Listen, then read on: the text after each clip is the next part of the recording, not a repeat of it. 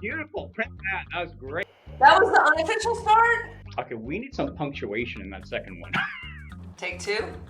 Hi, everyone. It's your hosts, Mary Shea, and Harish Mohan. we've got really exciting news. We're launching the Revenue Innovators podcast this summer, where we'll talk with the greatest minds about revenue strategy and execution. We hope you'll be there for the big release. But in the meantime, we've already started the conversation with a handful of experts about how they're thinking about revenue operations in the larger RevOps economy. Today, we're talking with Hang Black, VP Global Revenue Enablement at Juniper Networks. We're talking to her about the market forces that are bringing revenue ops to the forefront. Don't forget to follow along for more interviews each week and get the latest updates on the Revenue Innovators podcast on Sales Hackers Revenue Operations channel. Now, let's get to the interview with Hang.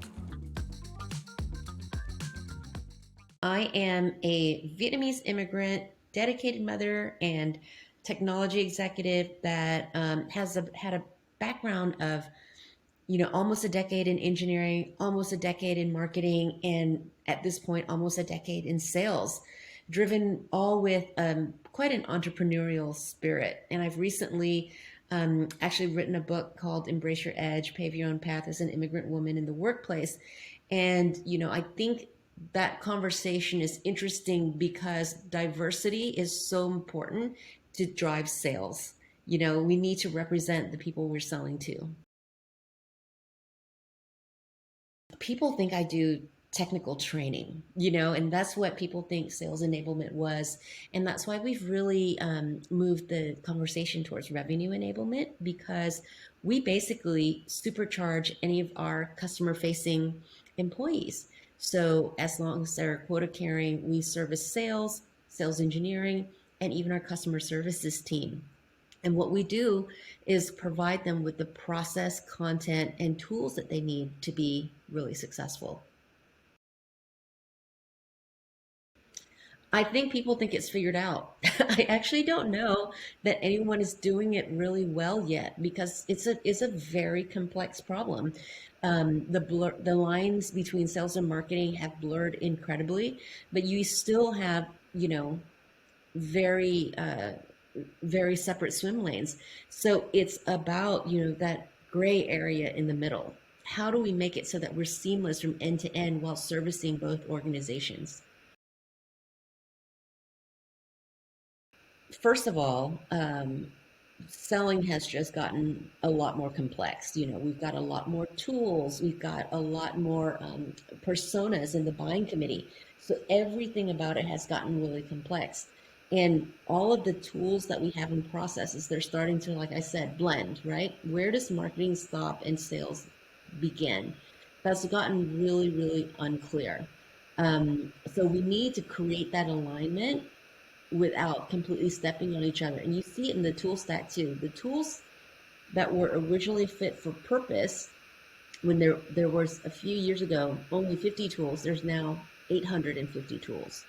And as they start very specifically and they grow and expand, they start bleeding and crossing into each other's lines. So all the selection processes, they all have different philosophies as well, and it's kind of, how do you make it fit for your company specifically?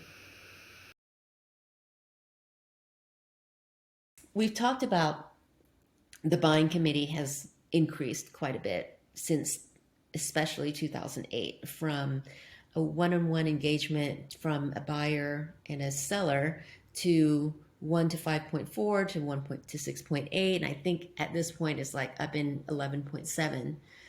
I would argue that the selling committee has changed quite a bit too.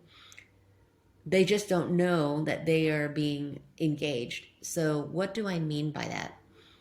When buyers are buying, most of them are researching online separately, right? And so what we know is 44% of millennials don't want to have a single interaction with a seller at all. So when we have the privilege to be in front of them, we have to have a really, really tight process and conversation that, again, is very customer centric, is very outcome based. Now, that's a conversation that's been going on a couple of years, But what do we do now? I think the skill sets are changing too.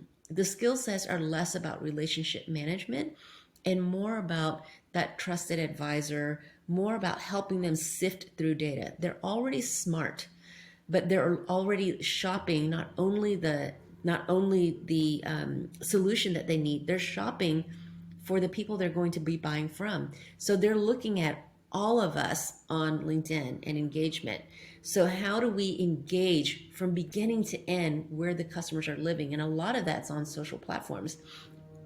So how do our platforms, now we've got to integrate our sales cadence to our social engagement through guided selling along the entire sales process. And the sales process, again, is no longer linear either. Again, everything's gotten more complicated. You've got nurture, you've got prospecting, you've got nurturing, you've got your demand gen. Then you move into in pipeline. You've got the selling through the initial selling, then the technical selling, then you got handoff to services. Services goes into renewal and then it starts all over again. So we call it an infinity curve over at Juniper Networks. But the thing is, the customer can enter and exit at any point in that process. So we've got to be able to make sure that our revenue ops engine is sufficient to allow for those random entry and exit points. I think the game is going to be how effective and efficient we can be. So effective, do you have the least number of tools that can do the most things? And then how do you prepare your teams for it? Efficient, again, we want to make sure that our teams live in the spaces that they need to be living, again, with the least number of tools possible, that it's not only easy to buy from us, but we make it easy for our sellers to sell to our customers and partners. So again, the way I like to describe it is sales ops is looking at so we're an infrastructure company, and I make the engineering part of me makes the nerdiest joke possible, which is sales ops is the underlay and sales enablement is the overlay. But what that means is sales ops makes sure that you've got all the underlying operations underneath it, right? All the plumbing works, right? The best plumber and the best network engineer is one you never have to call because it just works. So the processes, the tools, how many minutes are reps spending a day in administrative tasks? All of those things are taken care of by sales ops. Does my lead flow work from marketing ops into my CRM and my and quote to cash? Does all of that infrastructure work? Sales enablement then carries it through effectiveness. How effective is my sales team? Do they have the right knowledge they need? Do they have the right skills? Do they have the processes? And this is where we hand off to operations. Do we collectively have the processes? On my side, I own, for instance, the cadence tools, the call intelligence tools, right up into the point where it touches the CRM, and then ops takes over to make sure that piece is efficient, right? So mine is, how am I effective on top of the tools that ops has already given me to be efficient? We talk about, especially in this day and time, about returning to normal, and I don't think there's ever such a thing. Normal always changes, right? The only thing constant is change. So we're just going to have to be the companies that are going to excel are the ones who can look around corners, prepare for tomorrow. Everyone who's preparing for an all virtual world 6 months ago is already behind, because what we should be preparing is returning to a hybrid world when we get out of this. So same thing with RevOps. What are we looking forward to the future? And I really think it's about AI ML. I really think it's about living more in a digital space. Even though we will need that hybrid, we will still have in-person interactions, but we've got to be preparing for all of it.